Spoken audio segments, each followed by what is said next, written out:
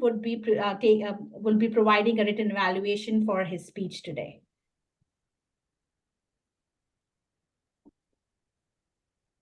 Thank you, Toastmaster Anisha and fellow Toastmasters and guests. How many here feel really comfortable providing feedback to others? Well, providing effective feedback is one of the 3 key cornerstones of the Toastmasters program. Now, why would the speech crafters be interested in learning how to provide an effective evaluation or effective feedback? Well, shortly, they will be evaluating speeches themselves. Today, I'll be providing some tips on how you can provide that effective evaluation. First, I'll talk about what you can do prior to the speech, what you do during the speech, and what you do during your evaluation. So first, I'll talk about what I recommend that you do before the speech. The first thing to do is to review the evaluation form. Every project has a specific evaluation form which has some specific criteria to follow. They have a purpose statement that describes what the objective is for that particular project. They maybe have some notes for the evaluator, so providing some guidance for you as the evaluator. On the first page, they also have room for general comments. So what did you think that they excelled at? I'd recommend having a couple spots in there, what they may work on, and maybe a challenge for next time. So the goal is to have at least one recommendation for improvement for every speaker. Even me, after 34 years, there's still room for improvement. Another area to look at is ask the speaker themselves. Is there anything specifically they want you to focus on? Then you can make a note of that, provide some feedback, either as part of your evaluation or maybe just in your written evaluation. A little more detail on the front page when you're talking about the purpose statement. So this is a purpose statement for the icebreaker speech, which you just heard from Graham. So the objective was to introduce themselves to us and learn the basic structure of a speech. So how to provide an opening, a body, and a conclusion.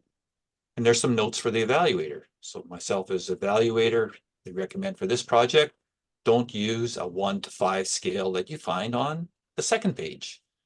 And that leads me to the next part, the second page of which has some evaluation criteria. So you'll be looking at vocal variety, eye contact, gestures, interest. So there's 6 or 7 or maybe even 8 different areas to look at, provide some brief comments. And once they're over their icebreaker into at least the second speech, you could provide a rating between 1 and 5. So 1 being developing, 5 being exemplary. Now, personally, I like to limit myself most of the time between 2, 3, and 4. So if they met what I felt sort of the basics of that particular criteria, I'd give them accomplished 3. If there's an area that they can improve on, I give them a 2 for emerging. And then if they're really good, excel, or maybe exemplary, depending on the speech. But you'll come up with your own criteria, and it's just all relative. So there is another page that gives you some guidance on how to determine between 1 and 5, but it's very subjective. So it's up to you to put those ratings in the way you feel. So as a person receiving the evaluations, don't worry about whether it's a 1 or a 5 or a 2 or a 4. They can mean the same thing. It's just all relative. So what do you do as an evaluator during the speech? Well, you have your evaluation form that has the criteria that you're supposed to be looking at, as well as the areas identified by the speaker. So making note of those and making notes. I know for me, in order to remember something, I need to have some notes to be able to put my thoughts together, giving the verbal evaluation. Now, when you're making the notes, it's good not just to look at writing your notes, but also observe the speaker. First, it allows them to understand that you're interested in their topic. And secondly, it allows you to observe their body movements, their body gestures, their facial expressions. Now, moving on to what do you do during the evaluation? I highly recommend using I statements. I statements focus on the behaviors, not on the individuals. For example, I observed how you inspired the audience with your personal stories. It comes across as your opinion. If you say you were inspiring, it's sort of like everybody would think the same. And that's where you statements focus on the person. And that's something I highly recommend avoiding. It's not too bad if it's a positive, but if you're looking for an area for improvement, you say statements like you should have. Sounds a little negative. And again, it's cut and dried. There's no wiggle room on that. It's more than my opinion. Everybody thinks the same.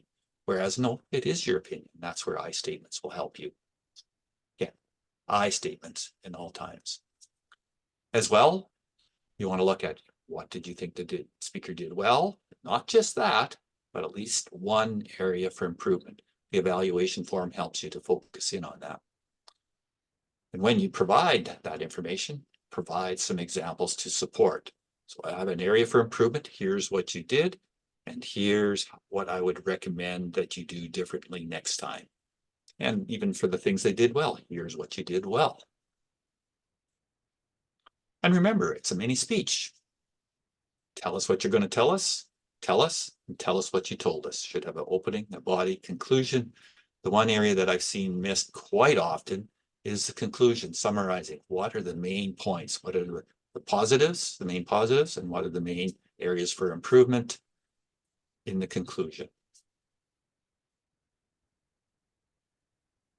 For your next evaluation, remember, do the evaluation form in advance so you know what the speaker's objectives are and what criteria you need to evaluate, as well as talk to the speaker. What do they want you to look at?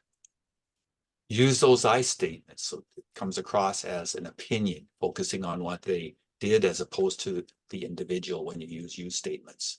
Presented with it as a mini speech with a definite opening, body, and most importantly, having that conclusion. And finally, provide a mix of praise and suggestions of improvement.